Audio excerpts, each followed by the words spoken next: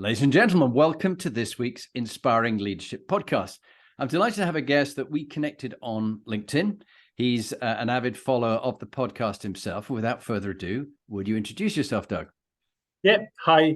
Thanks, Jonathan. I'm Doug, Chief Executive of the vibrant East Anglia Co-op, a cooperative society which is over 150 years young and continues to grow with purpose and passion. Well, it's lovely. Purpose and passion is what people get up to do. It's an interesting one, actually, the whole thing of purpose and passion. Having a sense of why we do what we do and being excited about it gets people out of bed. But if they're just grinding and doing a job, it's awful.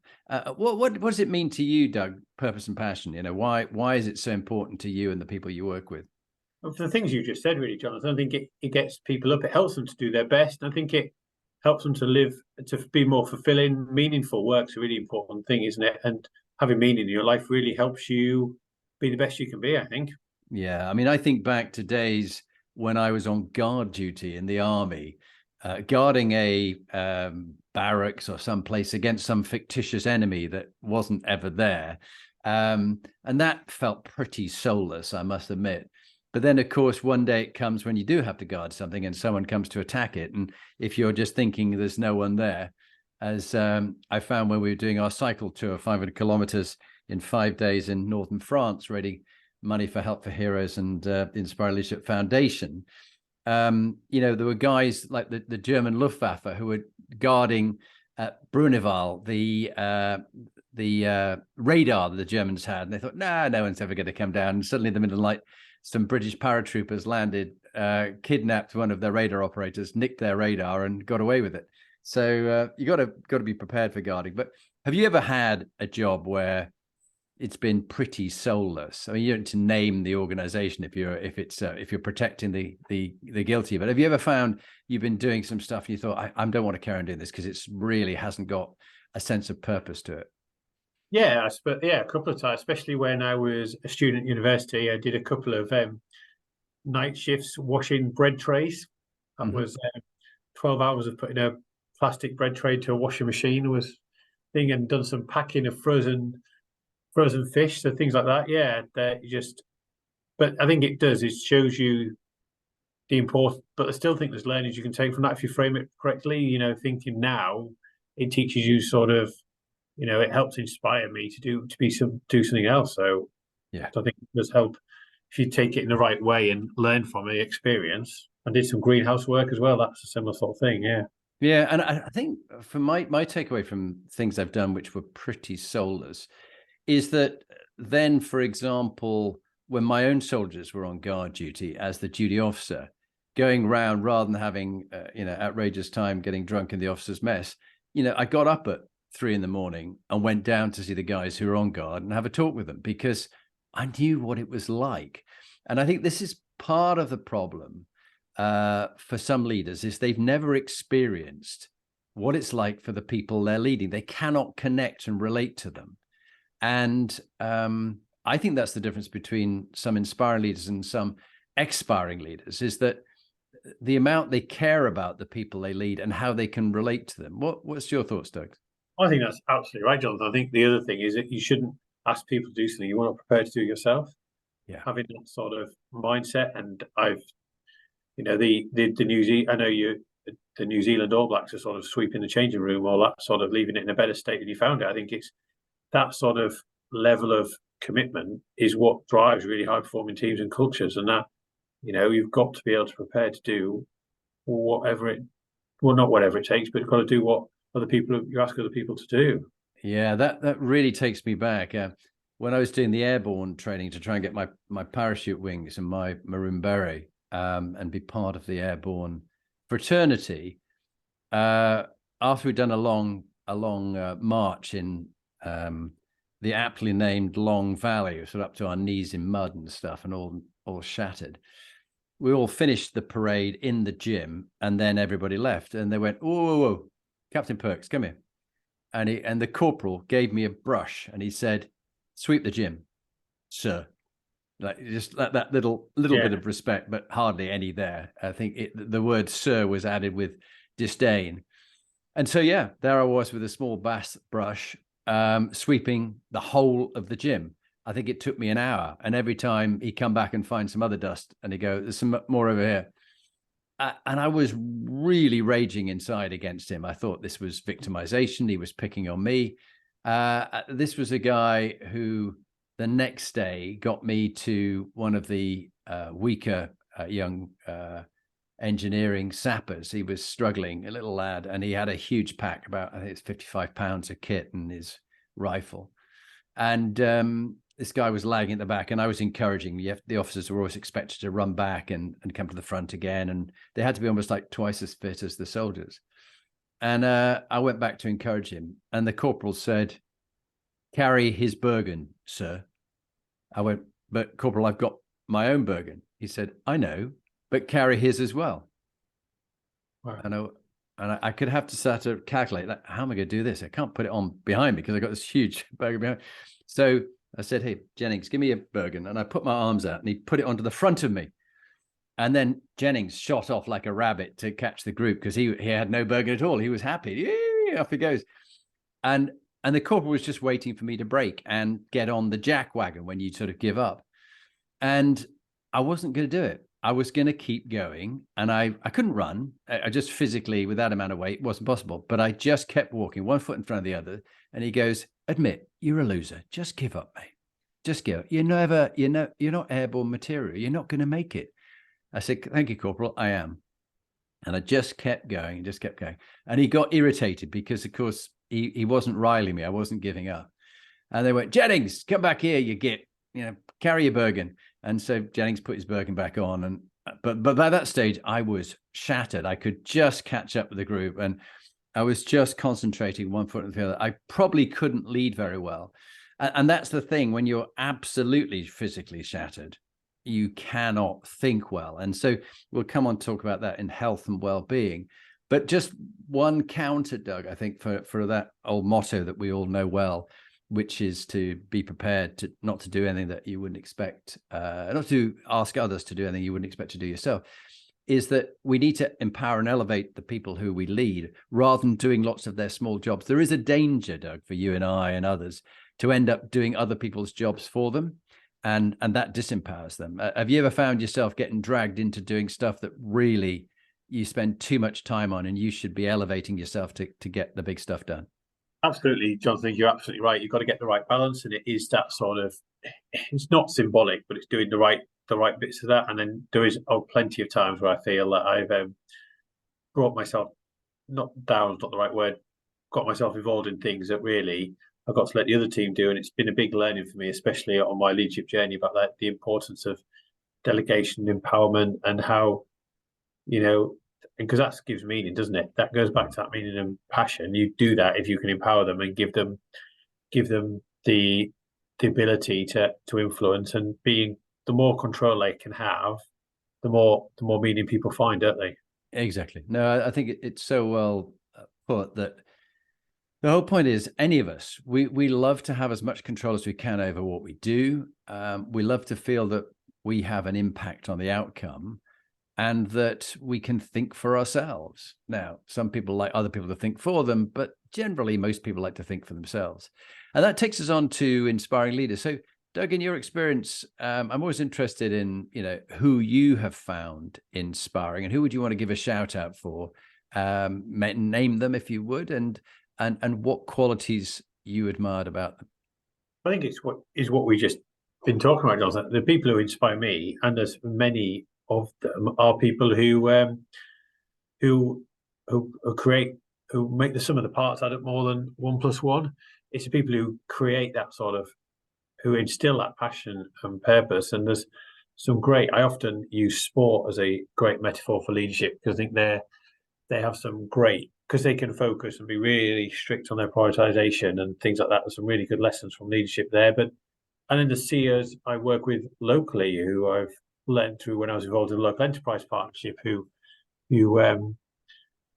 really inspired me, and I learned a lot from observing what they do and how they manage their businesses, all different businesses, and people who can instill that passion and the purpose, and really just get people to deliver on their potential, which is such a And when they achieve more than they think is possible, that's when you know you've really made a mark. And it's the CEOs that can do that time and time again.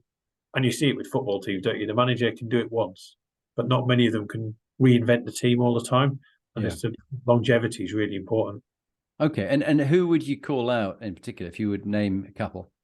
I think Sir Alex Ferguson's always the one that people call out for reinventing the team. But I think locally there's a chief executive of a brewing company, and Dr. Andy Wood of Adnams, who does a fantastic job of, creating a real sort of almost a movement and fans of their beer is, and obviously we stock it in our stores and they do a great job. But he's been a real sort of someone I've learned a lot from. And then there's been a number of leaders when I was at Partners at PwC where you pick and choose bits of what they did, which was really sort of how they worked with their clients and stuff was really interesting as well. Anyone in particular at PwC? I mean, we've both been there. You and I served. Anybody you give a There was shout out? particular partner, Stephen Harrison. He's retired now, but he was a real sort of, he was a hard taskmaster, but I learned a lot, and I still use some of the stuff we learned financially in my day job now. So yeah, that's great. And so these are people in your life, apart from Alex, who I don't think you know personally, but they're people in your life who've either directly or indirectly impacted you. Tell us about your life. How did you grow up, and who shaped you? What was your your upbringing like, and who were the people who influenced you? that's a good question. I think I grew up in East Yorkshire, or Humberside as it was then, just in the shadow of the Humber Bridge, and then went across to did the sort of GCSEs, A levels, went across to university, went to a small town in North Wales called Bangor. Interestingly, we had our 30-year reunion last weekend, which was quite good to see a few people I hadn't seen for 30 years. But then you realise how much influence that has. That was a big influence at university. That exposure, I didn't do myself justice there, and that helped me focus and get better now. I think thinking about that, I wasn't very sporty when I was a child, but I did karate and I achieved a black belt, which was when I was 16, which was really good in terms of discipline and that focus that I think that I've learned from. And the other lesson I didn't realize was about hard work and how important that is in everything. And when you reflect back, that's something that you really realize is such an important characteristic that can't be underestimated. You can't, but it's working smart as well, not just continually grinding out, doing the same thing.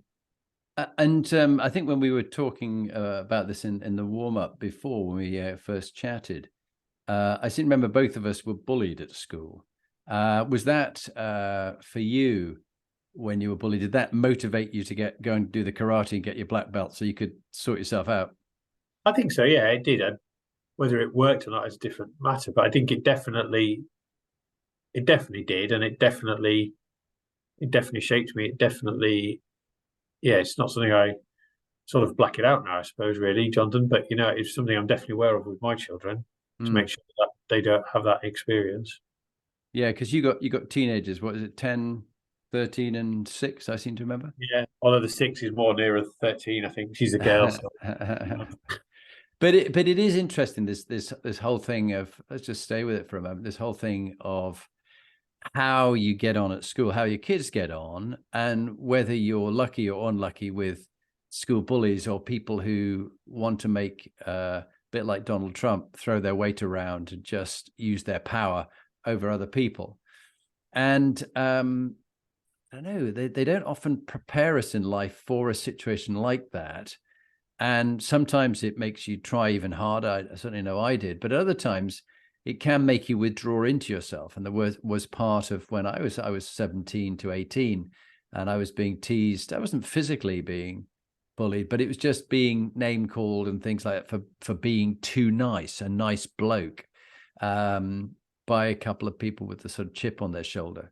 And I remember pinning the bully behind a door one time and just saying, "Why are you doing this?" And he goes, "Well, it's because I see what I could be like if I was like you, and I don't like seeing that. And so I'm going to make your life difficult for you." Thought, Right. wow, that's really twisted. What Yeah. about you? Did you ever confront the bullies, or did you ever deal with them? Um, Not effectively, I don't think in the right way. I did lash out occasionally, I suppose, but yeah, I don't think I did, but no, I didn't really deal with it in a way that I'm comfortable with, really, Jonathan. I think it's but I do think that has those formative years are really important, aren't they? And they do help, and that your leadership becomes sort of back to your sort of it's your skills and experience toolbox, isn't it? Yeah. Every sort of interaction is something that you either going to help you or hinder you going forward. Yeah. Yeah. No, they talk about the age up to 13, certainly when I did the Hoffman Institute process, which I do recommend. I might have mentioned it before. And I had Serena Gordon, the UK managing director, on a recent one. I don't know if you've listened to that. It's well worth listening Yeah, to Serena. yeah. Did you listen to that? What did you, anything you took away from her conversation about Hoffman and our lives and negative love and things like that? No, only in that I think I need to invest in that sort of therapy really. So I know that that I need to look at that. I've got some challenges with my children at the moment, and I think it would help. And so I think you've got to. It's funny, isn't it? You get a personal trainer for your fitness, but doing it for your mind it's not quite at the same level yet. I think it's something that's got to change, and it is changing. I can see that, but it's something that people have got to do more of. So I think so. And I found of all the development courses I've done up to my age now of 61, it was the most powerful.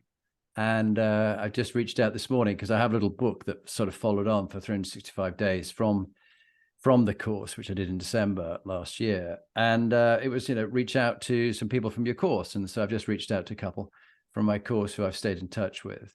A number of the course members still keep meeting up with each other. I think it's a very powerful element of self-awareness and some practical actions that you can take. But if we don't address them, the issues that we had when we were children still drive our behavior now.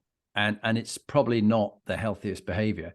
And also your children of 6, 10, and 13 are learning you. They're not learning what you say, they're learning how you behave. So if you can address those issues, you'll be a fabulous father. I'm sure you're always a great father now, and a better husband and a better friend. I certainly have found it's really helped me anyway. no, I think you're absolutely right, and you see it. You start, and as they grow up, you do start to see your own traits and your own sort of failings or weaknesses. These do start to see them appear in your children. It's a most amazing. I think I probably learned more about leadership having children than what any development course I've been on. I was just thinking that before as I was walking the dog this morning, and I was listening to a very good one by Eric Gritchins called Resilience, which it's a book I'm going to review in a couple of weeks' time when I finish reading it. But it's letters from a Navy SEAL to another Navy SEAL who's gone through his alcoholism and a few problems, and he's trying to help him. That you can't really empathize with people and explain to people how to deal with a situation unless you've sometimes been in it yourself. So, for example, I find now being a grandfather, my stepson and his wife have got a 2-year-old and a 1-year-old. And I understand a bit more about being a grandparent by having that experience. Like being a parent, you can understand it. And I think you don't have to do everything in life, but I do think it allows you to have an element of sympathy, but also that empathy of understanding someone who's different or what they're going through when you've experienced yourself. Everybody's experiences are different, but I think having gone through something allows you to better understand others, doesn't it? Well, yeah, absolutely. And I think what it allows you to do is get those deeper connections, and therefore, with those deeper connections, you can relate to people. You can, and you could not help. You can then understand them, and by understanding them, that's a really important part of being just a nice person, isn't it? And being someone who can then help and help them. Yeah, and think about helping them. I mean, I seem to remember when we were chatting about your upbringing that an important person to you was your grandfather. who supported and helped you as you went on then to Hazelwoods and PwC. Do you want to tell me a bit about Yeah, your it was my grandfather? grandmother actually. My A grandmother. no,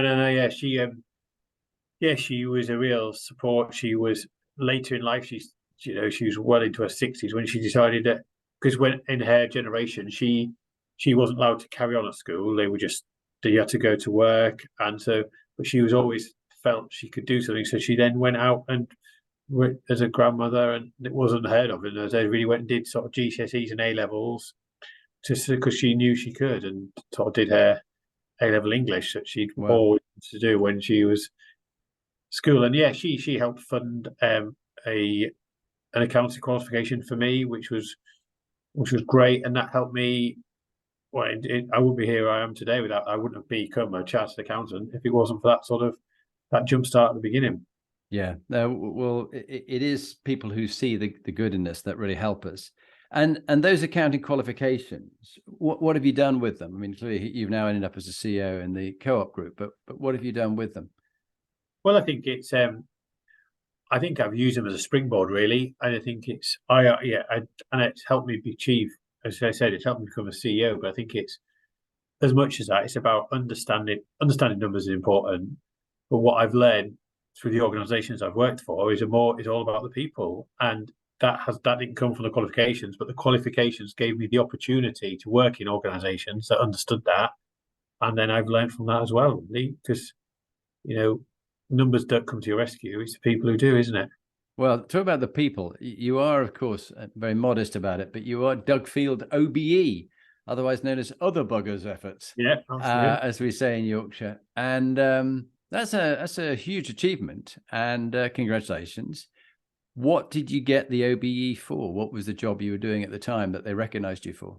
I got it for services to business in Norfolk and Suffolk, related to some time I spent on the local enterprise partnership, New Anglia Local Enterprise Partnership, which is a organisation that combines public sector, the education system, and businesses, all designed to generate economic growth in Norfolk and Suffolk. But very humbling experience, and very much it was a team thing. So as a figurehead, as a chair, but it was none of it was possible without the team and the people who did the day-to-day work really, and the board of directors who I learned an amazing amount from.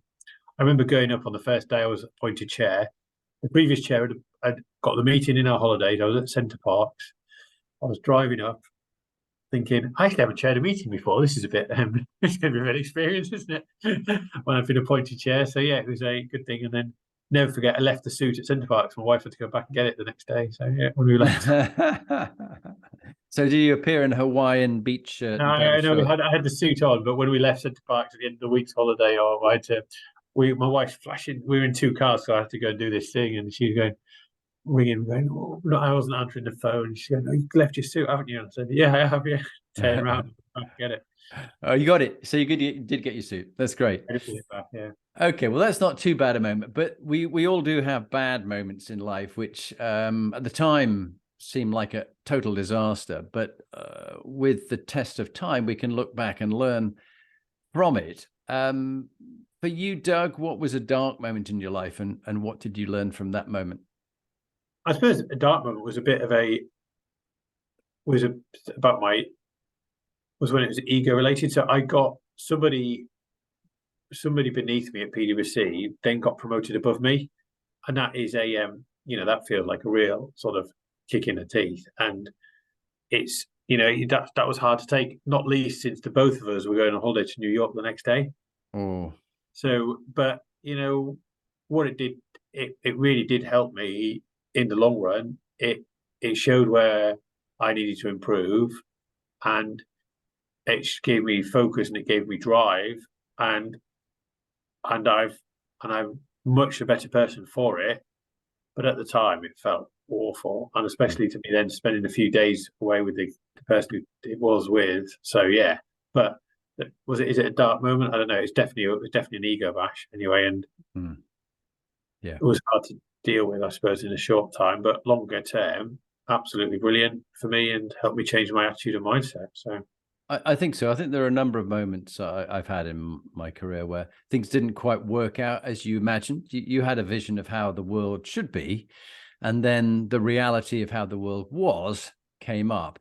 And the Stoics call it the art of acquiescence, being able to accept things as they are, not as you want them to be. Now, you know, some of the leaders who've done some amazing things try and get the world to change to how they want it to be, but like Montgomery, and who insisted everything should fit to his micro-controlling plans. And often he got it that way, but many times he didn't. With Operation Market Garden, with Bridge Too Far, it didn't kind of work out as he thought it would do. But I think that's always useful to us to learn humility of when we just get a bit like Icarus, getting a bit too close to the sun, thinking that we're rather godlike and everything's going our way. And then suddenly life has a way of teaching you a salutary lesson pretty quickly, doesn't it? Oh, absolutely. Yeah.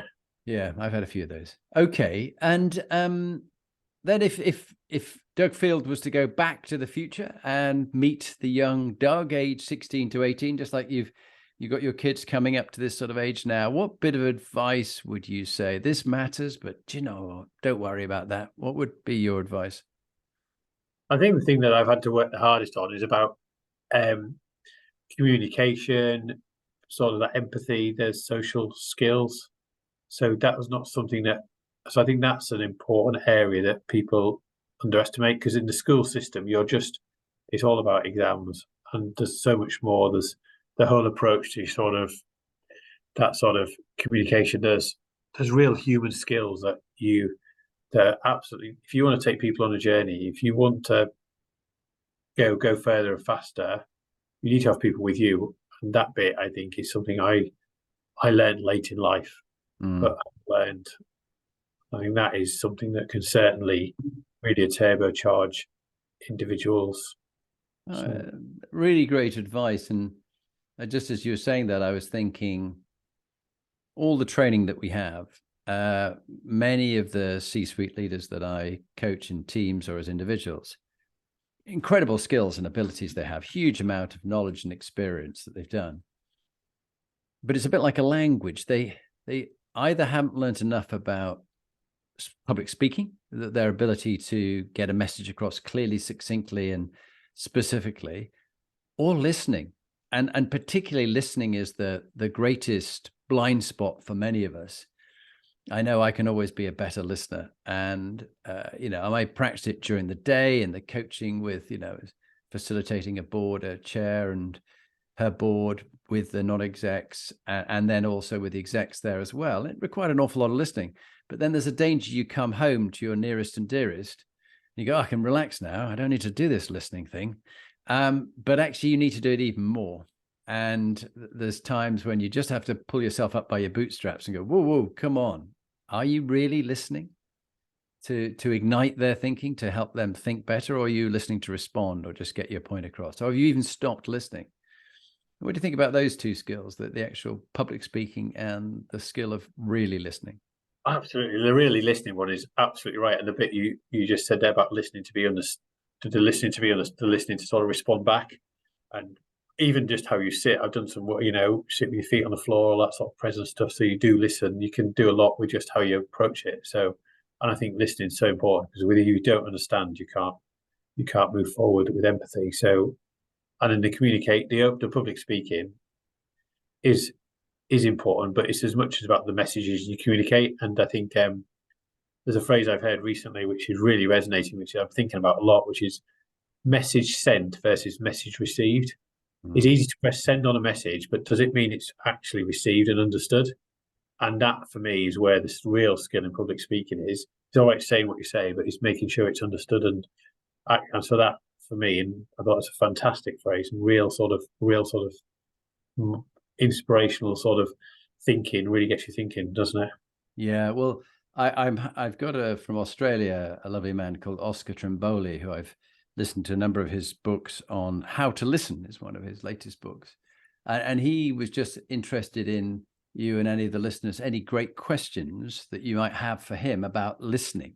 So if you were to ask Oscar a question about the skills of listening, what would your question be, Doug? That's a really good question. I suppose the one is about how do you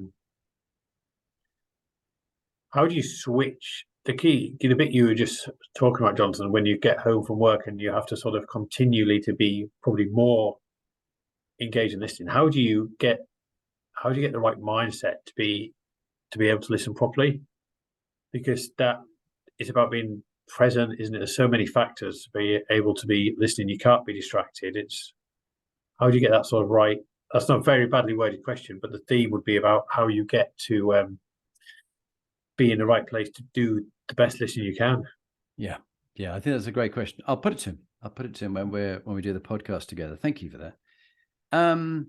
If you could change anything in your life, what would you change? Or have you had a crucible moment that sort of shaped the leader you are today, Doug? Is there anything that sticks in your mind?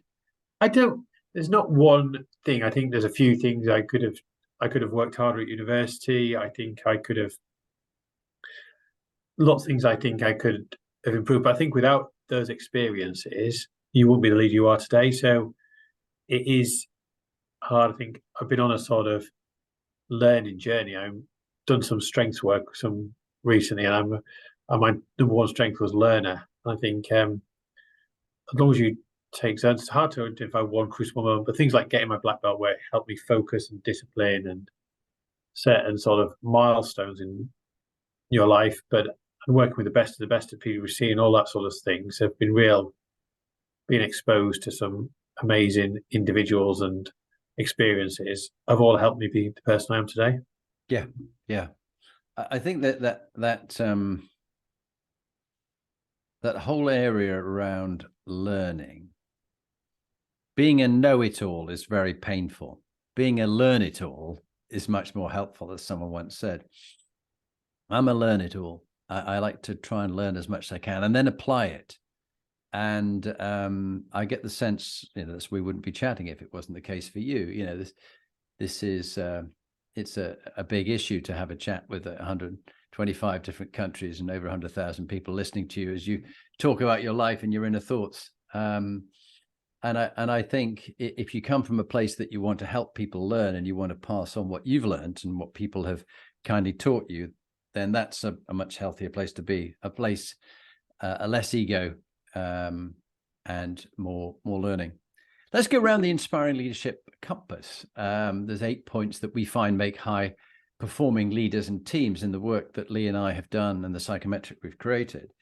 And the first one is moral quotient.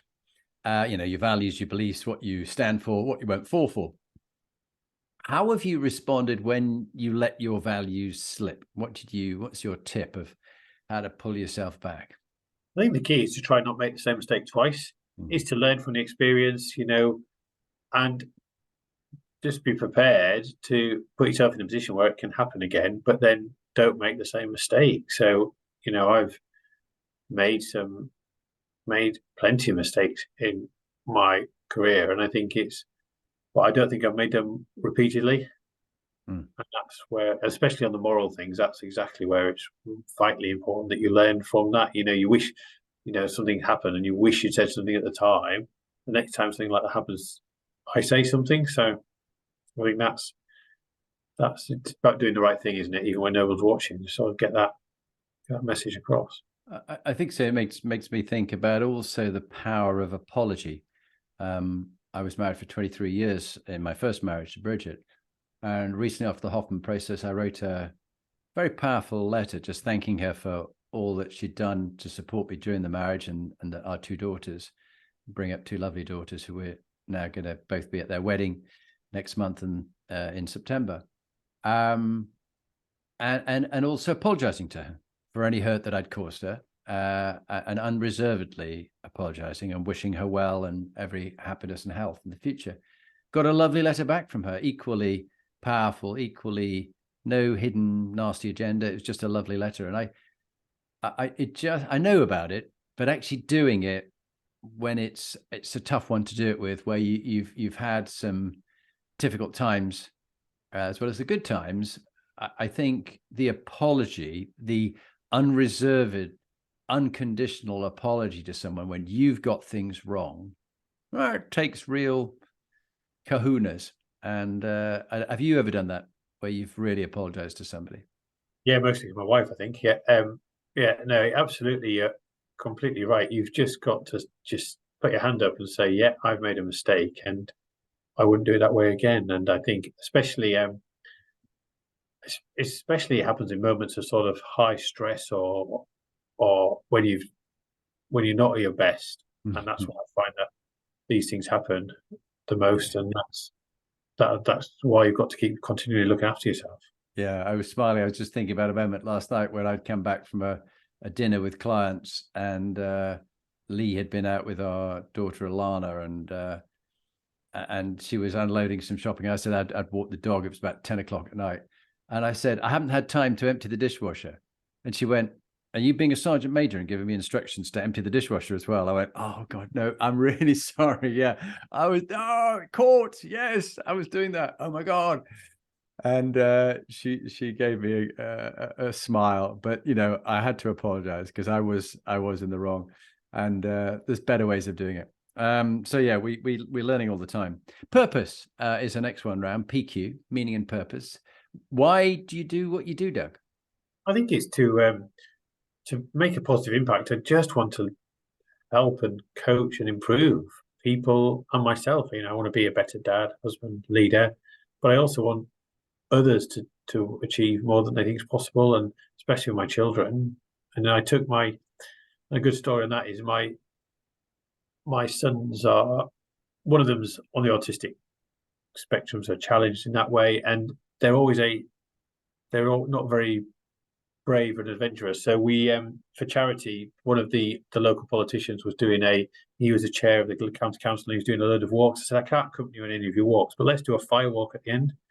And we raised a lot of money for mental health charity, and I got special provision for my two boys to do the fire walk, Wow. because I thought that would push them beyond their comfort zone, and they did it, and they loved it so much they did it twice, and they said, "Can we have a firewalk birthday party?" At which point I said no.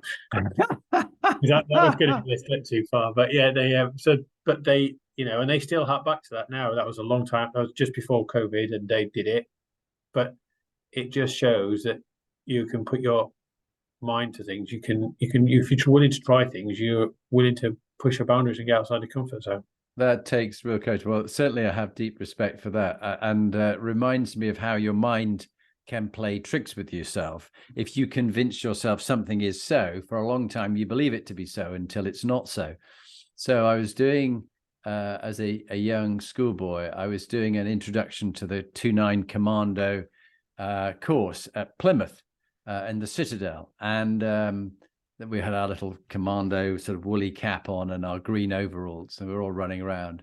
And they took us onto the assault course, and the guy goes, and it was a really frosty day, but the guy looked at his mate and he goes, Mick, he dips his hand into the water in this tank where there's this pipe, a sewage pipe that you have to go along. One person shoves you along, you're nodding, you know what I mean, and the other person pulls you out by your hair or your webbing straps, and then you turn around, you shove him down, and until all three of you have been through it. And he puts his hand, he goes, Mick, you left the thermostat on. This is really hot. They're going to burn themselves. No, it's not too hot. It's just like really warm, but I mean, they won't scald themselves. It's not boiling. Okay, lads, right. We'll just be quick in here because it's a bit hot, but get through the tunnel. It's pretty hot, and get out the far side, shove the other guy in. And then along here, there's a little cord in the tunnel because it's dark, and just pull a little light switch and the lights will come on. You can see where you're going down the tunnel. Anyway, so we come to this, and I jump in, and I'm shoved down the tunnel, and I go, it's hot, it's hot, it's hot. And I'm halfway down the tunnel, and I go, it's really cold. This is freezing. And of course, the brain was having a real problem with, somehow I'd got in my brain that they'd left the thermostat on. And so I get out and I shove the other guy, and I thought, I've been had here. And anyway, there was a little guy, Evans, who was just ahead of me, and he was running towards the tunnel, and I was just behind him. And he was slowing us all down because he was pulling in the grass by the entrance to the tunnel. And the instructor goes, what are you doing, Evans? He goes, I'm finding the light switch, Sergeant, to pull the light. Yeah, you idiot, there's no light switch. I was playing with you. Huh? And you could see him sort of not comprehending that there wasn't a little cord to pull and nice lights to go on down the tunnel. It's dark and it's muddy in there. Get in there. And so it's funny how our brains play tricks with ourselves. thinking about doing crazy things like that is all part of our health and well-being. And health is important to you, whether it be your karate and things like that, Doug. What else do you do to look after your physical and your mental health? And what's your sort of top tips on that?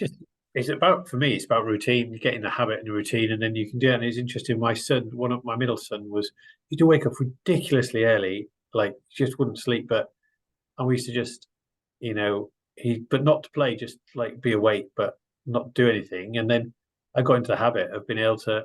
I wanted to find some use for that time, and I ended up starting exercising that time, and I've not stopped since. And it's been really, really good for me to do that sort of just watch sort of start with some sort of YouTube videos and get into a bit of a routine. So that's been good. And then I try hard with the sort of the headspace, the meditation. I find that harder to develop the habit. I do it occasionally, but not.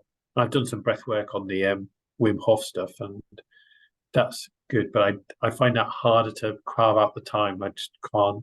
But I know I need to. So, but for me, it's about routine and habit. Once I'm in those routine and habits, much easier. I put my gym gear down the side of the bed rather than make it possible to do it. So you've read the Atomic Habits, but also the language is, of course, very important. As you say, you need to. If you need to, you won't probably do it. But if you want to, and that's the language which is getting me into it. And so, for example, my morning routine is quite the morning and the evening bookends quite well structured. And Lee knows now that there's a little whole routine I go through when I get up, and I write my daily journal, 5-minute journal, and I then get down into the hot tub for about 5 minutes listening. While I'm in the hot tub, I listen to either Headspace or Calm, the Daily Calm. The Daily Jay Shetty does a little 5-minute recording, and then go into the cold plunge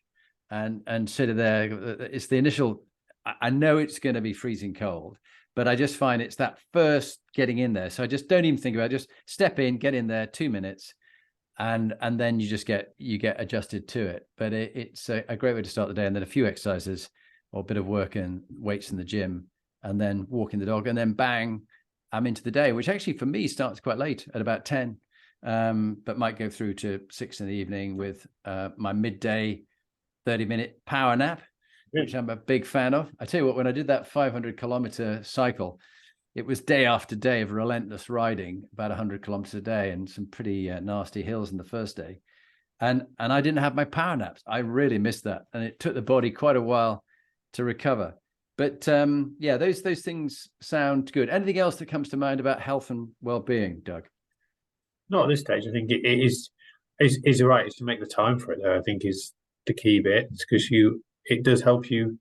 It helps me perform better, and it comes back to I make less moral mistakes or anything if I'm optimizing that sort of operating my best physical and mental self. Yeah, they talk about it being, we're almost like business athletes. We need to think of ourselves as that. And therefore, the prefrontal cortex, the left and right ventral lateral prefrontal cortex, lights up when we are healthier and when we're looking after our mental health. We can think better. But I know that, for example, in the recovery phase after the phenomenal cycle endurance competition or fundraiser, that I wasn't thinking too well. I was just exhausted. And so you don't think well. And if you have a bad night's sleep, you don't think well. Sleep is such a fundamental building block of people's ability to make decisions and think well. And as a CEO, your job is to make decisions. You're either evaluating decisions or you're making them. But as you said, getting the decisions made as low as they can be in the organization. Emotional intelligence is the next one. And on that topic of listening, what's your top tip for really being a good listener? What have you found works for you? I think it's that presence, and it's a simple thing is how you sit. So if your feet are flat on the floor, you're in a better position to listen. And you can position your body and your mind in a way to be ready to listen. Just have your feet flat on the floor makes a massive difference as opposed to just leaning back and feet up as a sort of all relaxed. Yeah, no, I like that one. And I've got my feet flat on the floor now. In fact, as I stand here, I've even taken my shoes off and just in my socks, I can feel my feet on the floor, and I'm at a standing desk for those who are listening to this one. I love it. And it's a great way of doing it. And, you know, it also, your diaphragm is fully expanded, not scrunched up. And so you can speak with more resonance and personal power. So I found that works well. The next one, CQ, collaborative, cultural, and cognitive intelligence. How do you get on with people who are very different from you, Doug? That's been a continually learning experience for me, but with my sons being neurodiverse, that has been an absolute eye opener, and it's something I have to continually learn every day, you know. And he's very different to my other son, who's different to my daughter, and I think having children has been the biggest learning on that. But the power of diversity and the power of thought of what they can achieve, it's mind blowing, really. And I think that's sort of getting the right peg in the right hole, and can really be, but finding what they are is just, I think the more we learn, the worse. In some ways, the more we learn, the more we understand. Yeah, you're a challenge. Yeah. No, I can understand that. And it's interesting that I in a different field of neurodiversity, I'm also neurodiverse. I might have mentioned that on previous podcast. So for me, it's dyslexia and dyscalculia. So I would not have been a good accountant in PricewaterhouseCoopers, which is why I was one of the strategy consultants, people, rather than that. But how did you begin to get an indication with your son that he was on the autism spectrum? What kind of signals would people need to pick up? You know, there may be people listening now who are wondering, how did you identify it? I mean, I know there's tests that you can take, but what were you learning? It was my wife, I think, and just how it was a social anxiety aspect, so how he would interact with others. And it was my wife who was she's really good at that. She's really attuned to how people's emotions and people feeling, and she's the one who picked it up. And because he's got an amazing skill of masking, where he can look like he's happy when and it's really, he's just suffered from autistic burnout, unfortunately. So it's been a real sort of, well, that's so, but yeah, he can really do that. We see his interaction with others where it was noticeable. Just tell us more about that. I haven't heard that expression before, autistic burnout, but it sounds like he was just trying so hard to cope in a world that's very different from him that it just was too much. Is that what I'm understanding? That's exactly it. You're continually masking, and you're trying to be whatever wants you to be, and eventually it just wears you down. And he stopped eating. It was awful, Jonathan. He stopped eating. Yeah, he's not gone back to school yet after this last half term, so we'll try and help him on that journey. Yeah. Okay. Well, look, good luck with that, and I hope if there are people listening, they could perhaps reach out to you if they know ways of helping with this kind of thing, because it must be quite a lonely place to be for your wife and yourself when you're trying to help. You want to take away from your children. I know it's a natural instinct for me with grandchildren, any kind of pain that they're going through, and try and I'll do it for you. I'll live it for you. But you can't do that, because one day they're going to have to be there without you. I think that's one of my biggest emotional intelligence learning, Jonathan, is that you can't always offer solutions. Sometimes you just got everybody you listen and you want to offer a solution. I'm terribly solution focused, so I've already got the solution in my mind, but sometimes that's not what they just want to be heard and understood. And that's been a real sort of learning for me over the last 10 years, I think. People need to be heard, not necessarily helped. Then they will need help sometimes, but at the right time. Yeah, it is particularly and I've got to be very careful here not to generalize. Everybody is unique, but it does seem to be a gender problem for blokes who are in the, I can solve this one. Hey, rip off my t-shirt and I've got Superman tattooed on my chest and I'm going to solve this problem. And that's often not what everybody else wants. They sometimes want you to see and hear them for the first time. I did an exercise with when I was facilitating a board and a leadership team together yesterday. It was a great day.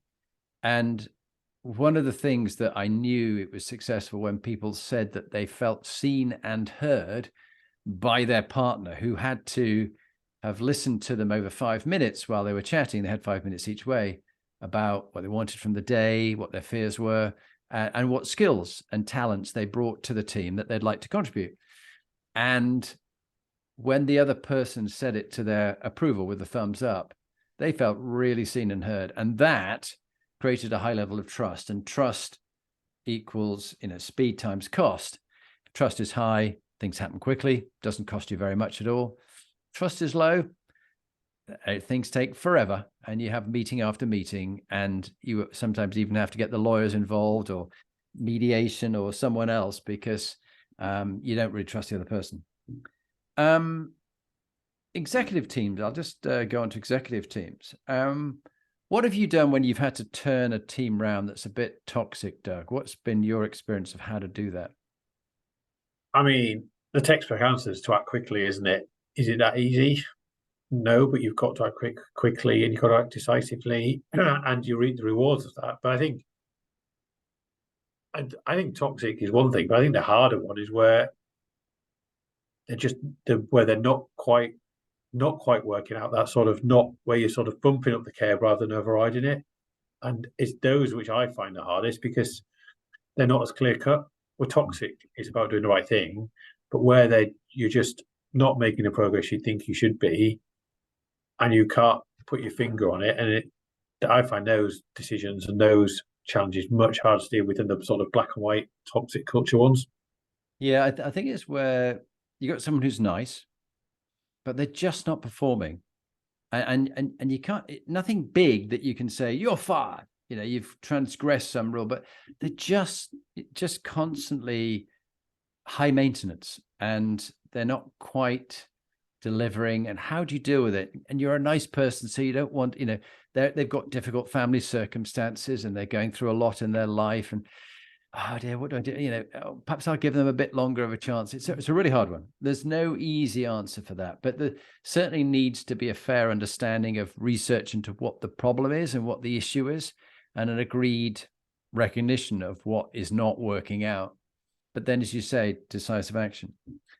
What would be a favorite book for you on leadership, and why would you pick that one?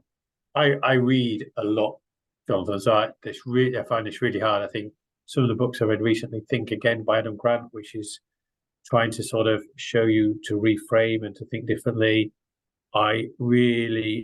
I suppose what I really like is The Barcelona Way by Damien Hughes. He's written a book about, or his professor has written a book about how they created that culture of Barcelona and the football team winning. But it's all about culture and about cultural architects and just the effort and how deliberate you can be with your culture, how intentional you can be, and you can reap the rewards of that. Yeah, culture is so difficult to put your fingers on it.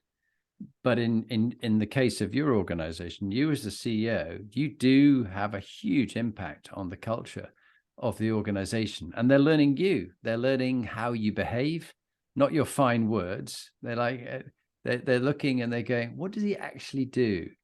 Oh, I see. So that's what's really acceptable. It's not what he says here. Or if you get it right, of course, he's going, what he says and what he does is aligned.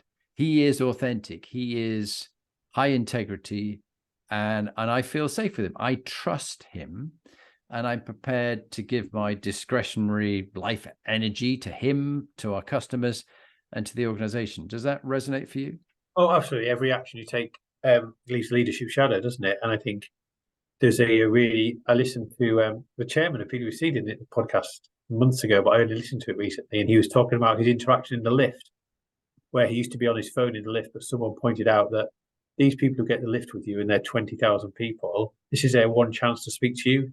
And he said now he gets in the lift and he speaks to everybody, doesn't look at his phone, doesn't take an important call because of the leadership shadow that leaves. And you think, yeah, no, that's so true. You've got to can't be walking around the office on your phone all the time. You've got to be saying hello, and you've got to be in that. Yeah, I thought it was really good that you do. It's simple to say every action you take leaves that sort of shadow with the heart of the organization. Oh, the phone. I remember once I was doing a session with a group about emotional intelligence, and they were PwC consultants, senior PwC consultants, very successful, very wealthy, and very good at what they did. One of them was high IQ but low EQ. And he got me at the end. He said, Jonathan, can we do a bit of extra work? I've got, I'm not really getting on well with people and I'm not quite sure what it is. Can we talk it through? And I said, okay. I was actually going to go to the hotel. It is getting quite late now, but for you, I'll stay. And if you're really serious about this, let's work together. So we're 5 minutes in and his phone rings and he reaches for it. It's just over there. He doesn't know, he can't see the number. He reaches for it. And I went, stop. And he went, what? I said, do you know who that is? And he goes, no. I said, well, what message are you giving me? He said, well, that the person on the phone's more important than you are. And I go, are they? Because I don't know it until I answer the phone. I said, well, look, you asked me to give my time this evening for you to develop your emotional intelligence. And this is the biggest lesson, is you think a phone, a brick, a technical bit of kit is much more important than a human. Let me tell you, it's not. And if you're really serious about this, you've got to switch it off and put it away and be with people when you're with them. And it was a lesson for me as much as for him. But, those moments when I've been distracted or sitting there on the phone rather than with people, it's a real problem these days, isn't it? It's a disease. It's an addiction. It's an addiction. So, Doug Field, would you introduce yourself in a moment? Say who you are, the role you're doing, and what your top leadership tip is to end our call. Brilliant. Thanks, Jonathan. So, hi, I'm Doug, Chief Executive of the vibrant East of England Co-op, a cooperative society which is over 150 years young and continues to grow with passion and purpose. In terms of a top leadership tip, I think it's about asking questions, because questions can unlock so many things about an individual, understand the individual, understand an organization, and just unlock value across so many spectrums. And I think it spurs learning and ideas and can create trust and help improve. Well, Doug Field, thank you very much indeed. Lovely having you on this podcast, and also just the range of conversations and topics from your own reading and your own experience that you were able to share with us all. Thank you very much indeed. Thank you, Jonathan. Really enjoyed it.